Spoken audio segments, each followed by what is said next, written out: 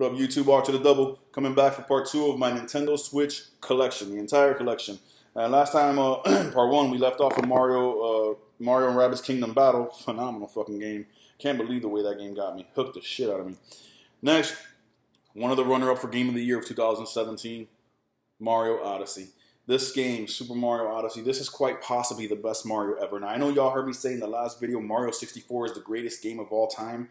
And by that token, you usually think it's the best Mario game. Yes and no, man. I mean, Mario 64 is such a fucking groundbreaking game. It will never be trumped as far as impact, legacy, nostalgia, amazing game design.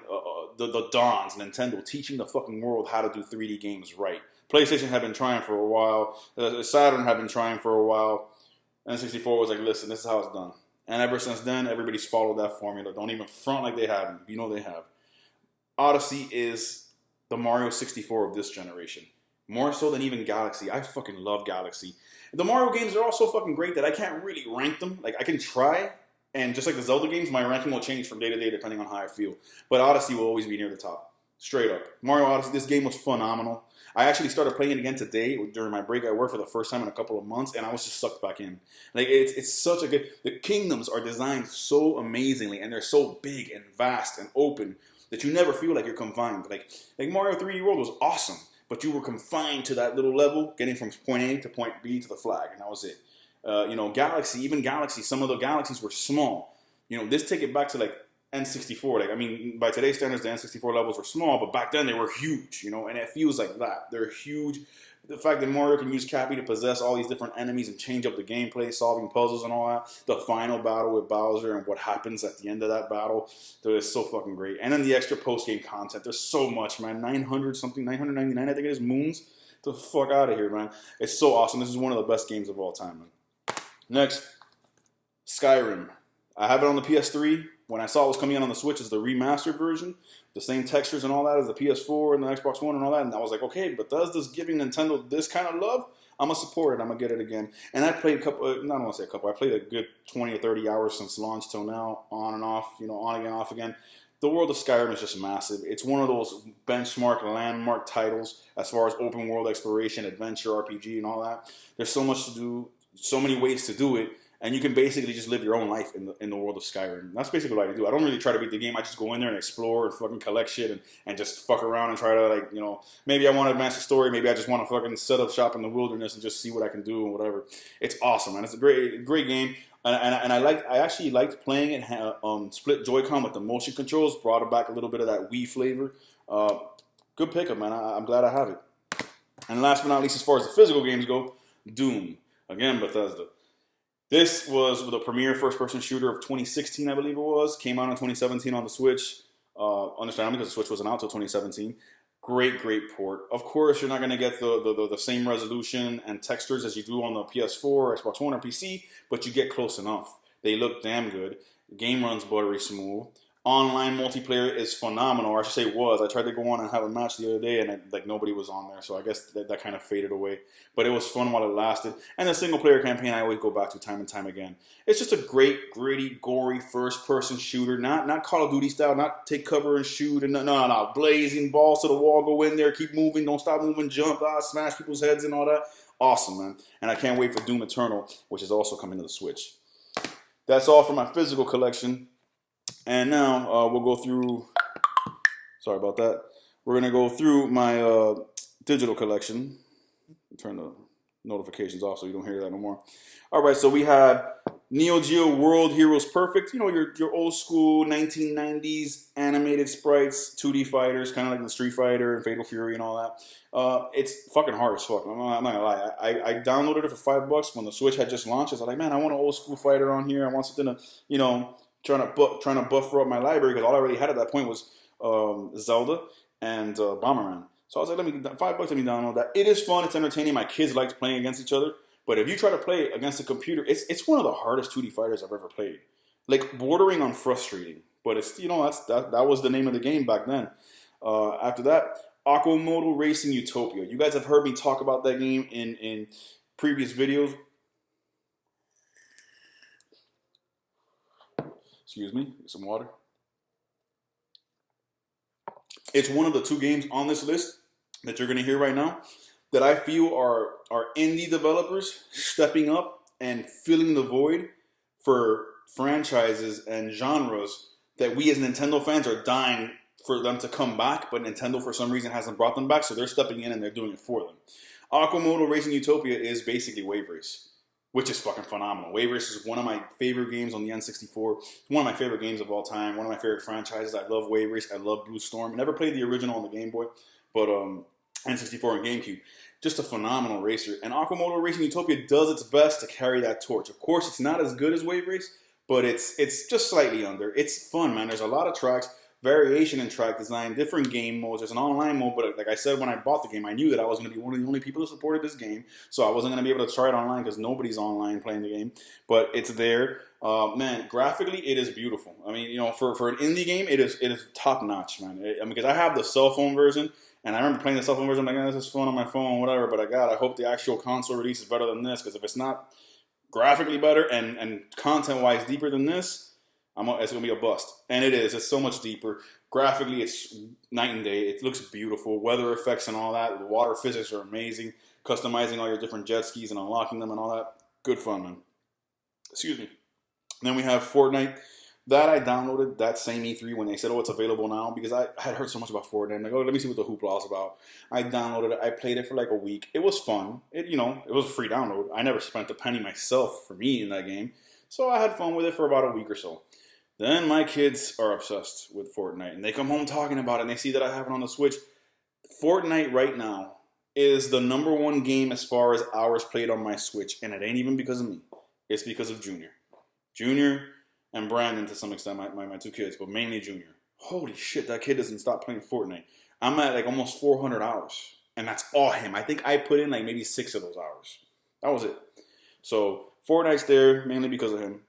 NBA 2K18. I'm an NBA fanatic, man. I didn't get 2K19 because at that point I didn't have money, and now that I do have the money, I'm like, yeah, you know what? I usually wait a year or two between NBA releases, just because like any other sports game, it's like they're just changing the roster. There's not many feature changes. So if you wait a year or two, then you'll have a different game. There'll be significant changes. But NBA 2K18 is phenomenal. I still play it to this day. I was just playing it the other night. Once I saw it was the Raptors going to the finals, I picked the Warriors, and I was playing against the Raptors and just going through it, having fun, man. The career mode was awesome, even though that's kind of shut down now because the servers are shut down because it's all 2K19 now. But for the time, it was the best basketball game on the market, and it was running beautifully on the Switch. Graphically, damn near identical to the PS4. I'm not even exaggerating about that. You could go and look at side-by-side comparisons. Very minor differences between the PS4 and the Switch. After that, NBA Playgrounds. I got that day one. Well, no, bullshit. I'm sorry, not day one. I wanted it day one, but I didn't have the money. I had to wait till I got paid. So the following week, I got it. And it's a fun NBA Jam clone, man. It was very, very good. For the longest time, the Switch versions online wasn't coming up. So the developers were nice enough to tell us, hey, listen, we're going to bring it online. We're just having a little trouble. But because you bought it on day one, or you bought it within the first month or whatever, you're also going to get Shaq Fu for free also, which is another game I have there. So they threw us a free game and all that. And eventually the online did come on. I never really tried it because by that time I had gotten my fill of it. It's just a classic 2-on-2 arcade baller that I go back to here and there sparingly. My kids loved it. But it was a very good game. Much better than the second one was a piece of shit. The second one, they microtransaction the shit out of you because 2K Sports got a hold of it. And I said, fuck it, I didn't even mess with it. But the original NBA Playgrounds is good fun, man. Paladins, another first-person, free-to-play, first-person shooter. Arena shooter. I like those. They remind me of Unreal Tournament back in the day. So I said, fuck it, it's free. I downloaded it. I had fun with it for a while. I go back to it, very sparingly. But I did have a good month or so where I played it every day, and it was super fun. But again, in these games, I never am going to spend any money to get any stuff. So if I don't unlock it while I'm playing, then that's just it. That's the game for me. So after that, Shaq Fu. Like I said, Shaq Fu was a free download because of the wait for the online mode for NBA Playgrounds. Shaq Fu, I'm not going to lie. The original, we all remember the disaster that was on Super Nintendo. It's the butt of many jokes and all that. It was a really low quality beat 'em up. This one's a lot better, man. I'm not going to lie. Shaq Fu, Legend Reborn, I think it's called. It's super funny. The writing is great. The humor is good. And it's a pretty engaging, side to side 2D brawler, going through the streets of Shaq with all these crazy combos and powers and all that. It's fun. It is repetitive like most beat 'em ups. So after a while you'll get your fill, but definitely, especially for a free game. I mean, and I think the original price was like $10. I think that game is worth $10. If you play it, it's a fun. If you like beat 'em ups, if you don't like beat 'em ups, don't mess with it. But I like it and I enjoy it. I go back to it from time to time. I'm glad to have it in my collection. After that, we have Stardew Valley. Y'all know I go back to Stardew Valley religiously. I haven't been there in a while. I'll probably go back tonight. I put easily, I want to say like 100 something hours into that game on my own, just building that farm. I'm like on year 5 or whatever. Finally got the wife, got 2 kids, you know, expanding the farm and all that. I fucking love that. I love those games because they just zone you out and you get to live this fantasy life. Like which one of us haven't wanted to be on our own farm, own our own land, and just have that type of life instead of this crazy shit in the towns and in the cities with bills and fucking traffic and all that shit. I love Stardew Valley. It's such a fucking great game. If you like Harvest Moon and games like that and Farmville and all that, you will love Stardew Valley. After that, Starlink Battle for Atlas. Downloaded that day one. Great open, how can I call it? It's kind of like an open world space exploration / combat game. But on the Switch version, you have the benefit of the Star Fox characters and Star Fox vehicles and some Star Fox story elements in there. It's a great game. I put a good 30, 40 hours in it. Never beat it. Just kept expanding and getting more and more lost in the world and in the story. And before I knew there were so many other games coming out, I stopped playing. Now there's extra DLC that I think just came out, but I haven't checked it out, man. I haven't gone back to Starlink in a while, man. I don't know if I'll ever go back. If I do, it's there on my Switch. It was a great game, though. If you haven't played it, it's definitely worth checking out. Turok Dinosaur Hunter Remastered. Y'all knew when I made videos about this. When I heard that was coming out, I was like, that's a done deal. $20, that's none. Turok, and it's awesome, dude. I played through the whole thing. The levels are definitely up-res. The textures are brighter. They pop more. There's no more blurriness that you would find on the N64. It's all crystal clear. And there are some audio enhancements. And also the ability to have the PC soundtrack instead of the N64 soundtrack so you can play around with that. It's just a great classic old-school 90s first-person shooter. One of the first to ever do it in 3D. Awesome. Love it. Ultra Street Fighter 2 The Final Challengers.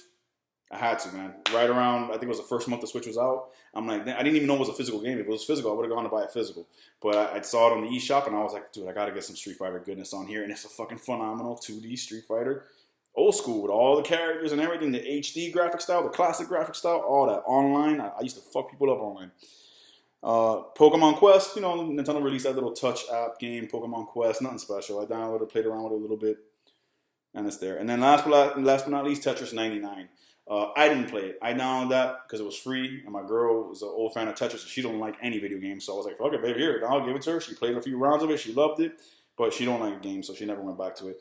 So, but I've heard all the hoopla. I've heard Tetris 99 is super addicting, and to have that as a free game, if you have Nintendo Online, that's a good incentive. You know, especially if they do more of that with other games. But that's the entire collection, man. I hope you guys have enjoyed it, man. I gotta say, man, the Switch. Look at this, man. Let me see this right quick. There you got my home screen. Of course, you know that Mortal Kombat's in there. But yeah, man, all these games, man, all these games, and then all software, all these games, man. I'm just having a blast. And there's people out there that have 3 times the amount of games I have. The Switch has game. The Switch has game for fucking years, man.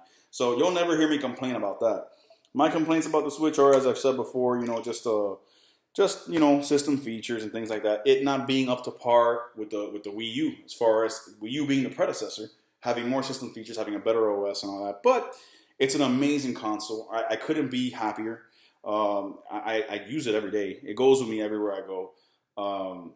Nothing more to say, man. It's a phenomenal system. It has its imperfections and all that. Hopefully Nintendo will come up with a stronger one within the next year. Give it a year or so. I'm not trying to pay that money right now, but within a year and a half, a stronger one that really ups the power significantly, because, like I said, games like Mortal Kombat are pushing the limits. You can tell when you're playing the game. But it's awesome, man. It's awesome that Nintendo is back on top and has this beast of a console and all these games I showed you and so many more, man. Hope you guys have enjoyed this 2-part video. God bless y'all. Stay gaming.